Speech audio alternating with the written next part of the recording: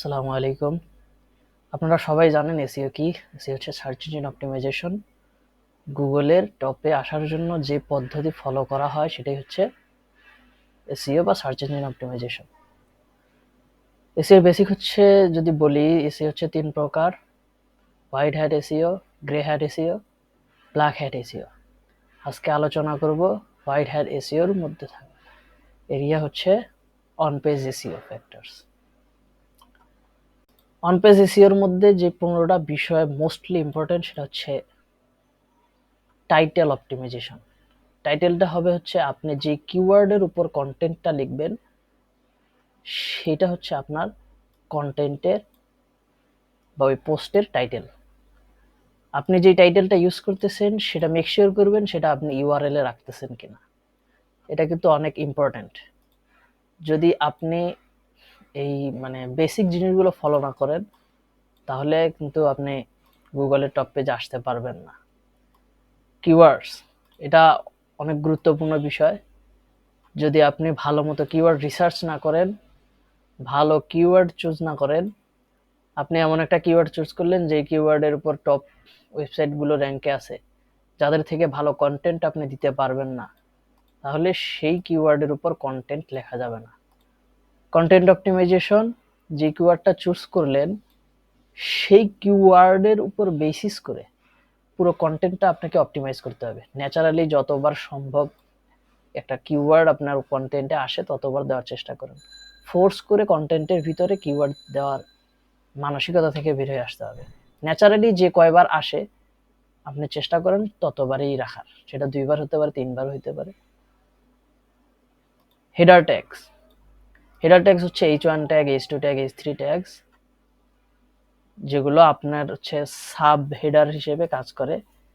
আমরা এই সাব হেডারগুলোতে নর্মালি এলএসআই কিওয়ার্ড ইউজ করি, যেন ওই কন্টেন্টের ভিতরে ইনফরমেশনগুলো আরো ভিজুয়ালাইজ করা যায় সোজা। মেটা ডিসক্রিপশন, আপনি ফুল কন্টেন্টটা যেই কিওয়ার্ড বা টপিকের উপর লিখছেন সেই কন্টেন্টটাকে মানে আপনার ইউজারের কাছে বা অডিয়েন্সের কাছে আই ক্যাচি করার জন্য, যেন তারা ওই কন্টেন্টটা পড়ার জন্য আগ্রহী হয়, এরকম একটা শর্ট ডিসক্রিপশন লিখে দেওয়া গুগলে শো করবে, সেটি হচ্ছে আপনার meta description. Image alter tags, image alter tags এটা অনেকেই খুব একটা গুরুত্ব দেয় না, কিন্তু এটা অনেক বড় একটা ফ্যাক্টর। কারণ হচ্ছে অনেক সময় আপনি কিওয়ার্ড সার্চ করলে যখন ওয়েবসাইট র্যাঙ্ক করে অনেকেই কিন্তু ইমেজও সার্চ করে। সো সেক্ষেত্রে আপনার ইমেজটা যদি আপনি ভালো মতো অপটিমাইজ করেন, অল্টার ট্যাগ ভালোভাবে ইউজ করেন, তাহলে কিন্তু আপনার ইমেজটাও গুগলের র্যাঙ্কিংয়ে থাকবে এবং সেখান থেকে আপনি একটা ভালো পরিমাণ ভিজিটর জেনারেট করতে পারবেন। সুতরাং ইমেজ অল্টার ট্যাগকে আপনি খুব নর্মালভাবে নেবেন না, চেষ্টা করবেন যতটুকু পারা যায় অপটিমাইজ করে নেওয়ার। এক্সটার্নাল লিঙ্কিং, আমরা অনেকেই আমাদের ওয়েবসাইটে অন্যের ওয়েবসাইটের লিঙ্ক দিতে চাই না। ভাবি যে আমার ওয়েবসাইট থেকে কেন আমি অন্য আরেকজনকে লিঙ্ক দিব, ব্যাক লিঙ্ক দিব। এরকম চিন্তা থাকাটা ঠিক না। কারণ হচ্ছে আপনি যদি একটা ভালো কন্টেন্ট দেন, আপনার ইউজারকে ভালোভাবে বোঝান, সে যেন আপনার কন্টেন্টটা পড়ে উপকৃত হয়। আপনার এমনও ইনফরমেশন আছে যেখানে আপনার আরেকজনের ওয়েবসাইট থেকে নেওয়া লাগতেছে, সেক্ষেত্রে আপনি ওই ওয়েবসাইটকে এক্সটার্নাল লিঙ্ক দিলে আপনার হচ্ছে ওয়েবসাইটে যে ইউজার আসতেছে তাদের জন্য সুবিধা হইলো আর একটা কন্টেন্ট খুঁজে পাওয়া। এতে আপনার ওয়েবসাইট বা কন্টেন্ট এটার একটা ভ্যালু বাড়বে আর কি, আপনার ইউজারের কাছে আপনার থেকে কিছু ভ্যালু পাইলো তারা। ইন্টারনাল লিঙ্কিং, আপনার ওয়েবসাইটে আরো যে কন্টেন্ট আছে আপনার বর্তমান কন্টেন্টের সাথে রিলেটেড বা ইউজার পড়তে পড়তে আপনার অন্য আরেকটা কন্টেন্ট পড়া দরকার হইতে পারে, সেক্ষেত্রে ওই পেজের একটা লিঙ্ক আপনি, ওই পোস্টের একটা লিঙ্ক আপনি এই নতুন বর্তমান পোস্টের মধ্যে দিলেন। এটা হচ্ছে ইন্টারনাল লিঙ্কিং।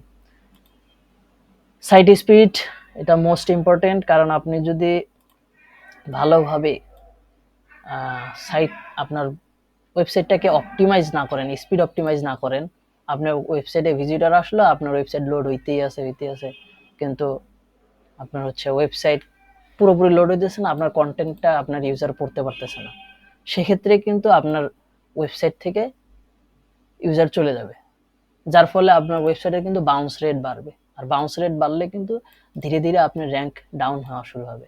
সুতরাং সাইট সাইট স্পিড অপটিমাইজেশনের দিকে খুব ভালোভাবে খেয়াল রাখবেন, চেষ্টা করবেন এটা 3 সেকেন্ডের কম সময়ের মধ্যে রাখার জন্য। স্কেমা মার্কআপ নিয়ে আর একটু ডিটেলস আলোচনা করব পরে। এখন অন্য বিষয়গুলো নিয়ে আলোচনা করি। ক্রোয়াবল ওয়েবসাইট, আপনার ওয়েবসাইটটা যেন গুগল ভালোভাবে ক্রল করতে পারে, আপনার ওয়েবসাইটের ইনফরমেশনগুলোকে যেন গুগল খুব ডিপলি বুঝতে পারে। গুগল তো আর নিজে পড়ে দেখবে না, তার রোবটস বা অ্যালগোরিদম সেই কন্টেন্টটার ভিতরে ক্রল করবে, পড়বে, দেখবে, মানে সোজা কথা রিড করবে। তারপর আপনার কন্টেন্টের যদি মনে হয় যে আপনার ওয়েবসাইটে কন্টেন্টটা আছে, সেই কন্টেন্টটা আপনার ইউজারকে ভ্যালু জেনারেট করবে, অন্য যারা আছে, যারা র্যাঙ্কে আছে তাদের থেকে ভালো ভ্যালু দিবে, তখন কিন্তু আপনি গুগলের চোখে একটা ভালো নজরে থাকবেন এবং চেষ্টা করবে গুগল আপনাকে র্যাঙ্ক দেওয়ার। সুতরাং ওয়েবসাইট যেন ক্রয়েবল হয়, আপনার ওয়েবসাইটের টেক্সটের সাইজ, তারপর ইমেজ, ভিডিও, এগুলো আপনার মানে গুগলের কাছে আপনার ভ্যালু জেনারেট করবে। ফলে কিন্তু আপনি মানে অন্য যারা র্যাঙ্কে আছে তাদের কাছ থেকে আপনি একটা ভালো কিছু বের করতে পারবেন বা আপনি র্যাঙ্কে আসতে পারবেন আর কি। মোবাইল ফ্রেন্ডলিনেস, এটার দিকে অনেক গুরুত্ব দিতে হবে, কারণ আপনার মোস্ট অফ দ্য ইউজার কিন্তু মোবাইলের মাধ্যমে ভিজিট করে। কোনো কিছু হঠাৎ সার্চ করা লাগলেই কিন্তু মানুষ মোবাইলটাকে বেশিরভাগ ইউজ করে, সবাই ডেস্কটপের সামনে সবসময় বসে থাকে না। সো মোবাইল ফ্রেন্ডলিনেসটা খেয়াল রাখতে হবে যেন আপনার ওয়েবসাইটে একজন ভিজিটর মোবাইলের মাধ্যমে ভিজিট করেও ভালোভাবে কন্টেন্টটা পড়তে পারে।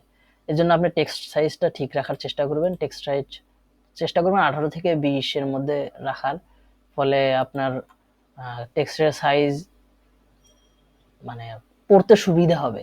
অনেকে রাখে ছোট ছোট রাখে, একবারে কন্টেন্ট এত মানে প্যারাগ্রাফগুলো এত বড় বড় করে, লাইন বড় বড় করে, যা কিন্তু ইউজারের জন্য পড়াটা কষ্টকর। এই দিকটা আপনি খেয়াল রাখবেন, ফন্টের সাইজ ঠিক রাখবেন এবং মানে কন্টেন্টের রিডেবিলিটি বাড়াবেন। চেষ্টা করবেন 1 লাইন 2 লাইনের মধ্যে একটু ফাঁকা ফাঁকা করে দেওয়ার, যাতে ফলে সহজে পড়তে পারে। আপনি একবারে সব কন্টেন্টের মধ্যে একবারে প্যারাগ্রাফ এত বড় বড় করলেন, মানে লাইক ওই যে লেকচার বা অন্য গাইডগুলোর মধ্যে যেরকম করে, একটা প্যারাগ্রাফ একবারে সব লাগাই দিয়ে পড়তে পড়তে বিরক্ত লাগে, এরকম করা যাবে না। চেষ্টা করতে হবে মাঝামাঝি একটু কিছুটা গ্যাপ রাখার। আর ভিজুয়াল কন্টেন্ট বলতে আপনার কন্টেন্টের মধ্যে ইনফরমেটিভ ইমেজগুলো দেওয়ার চেষ্টা করবেন এবং চেষ্টা করবেন ভিডিও অ্যাড করার জন্য। এগুলো আপনার মানে ভিজিটরের কাছে বা ট্রাফিক যারা আসবে, ওয়েবসাইটে ভিজিট করবে যারা, তাদের পড়তে সুবিধা হবে, দেখতে সুবিধা হবে, বুঝতে সুবিধা হবে। কারো কন্টেন্টের কোয়ালিটি পছন্দ না হইতে পারে, সেক্ষেত্রে ভিডিও থেকেও কিন্তু সে মানে কিছু জানতে পারবে। মোস্ট অফ ইম্পর্টেন্ট আপনার ইউজার যেন আপনার থেকে বেনিফিটেড হয়, সেই দিকটা আপনার খেয়াল রাখতে হবে।